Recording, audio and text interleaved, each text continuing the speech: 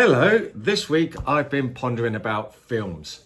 I love going to the cinema. Films always seem more impressive at the cinema, as do the food and beverage prices. But why do we now need a brain the size of Stephen Hawking's? His brain, not literally the size of Stephen Hawking's, although he was quite a small fella, in order to decipher the plots. We went to see the Avengers Civil War films a few years ago. My youngest was all like, "Oh, Daddy, I loved it." And I was like, "Really? So would you care to give me your take on the conflict between individual freedom and collective accountability represented by the two Avenger factions in response to the United Nations introduction of the Sokovia Accords resolution?" And he said, "I like it when Hulk goes Hulk smash." Brilliant.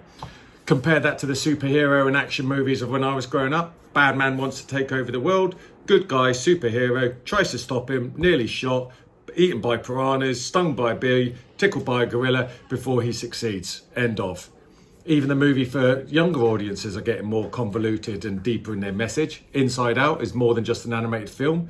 It's a thoughtful, profound exploration of the human emotional experience, highlighting the importance of all emotions for our positive well-being. What happened to the prince rescues the princess from the dragon and everybody lives happily ever after? Apart from the dragon, who is presumably dead, or actually he's probably at the psychiatrist trying to understand why instead of dragons he was attracted to females of another species. So now every other film makes me contemplate the existential crisis of the lead character whilst they go back in time to influence a future that's never existed in order to solve or prevent a crime or the end of the world and find a public toilet with a toilet seat. But now I have to sit there for 2.5 hours whilst they do it. When did that become a norm? I thought going to the cinema was to get out of the house for a bit of light entertainment. Now it's, shall we go clubbing all night? Or shall we just watch the one instalment of Lord of the Rings? My kids can barely concentrate through a 50-second TikTok video. Their idea of studying is only flicking through half-written notes on a tablet whilst listening to music and watching YouTube videos. And now they've got to remember a meaningless list of people and places.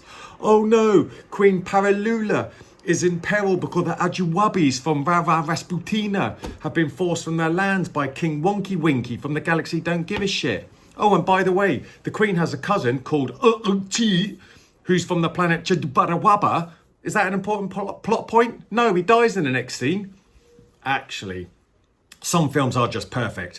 I went to see Wild Robot, had a beautiful ending. Well, according to the family, I was actually looking at people on TikTok going, "Wait, they don't love you like I love you." I didn't know if they were having a seizure or actually dancing. I only came off it because my guts were screaming following the explosive mix of nachos and pick and mix.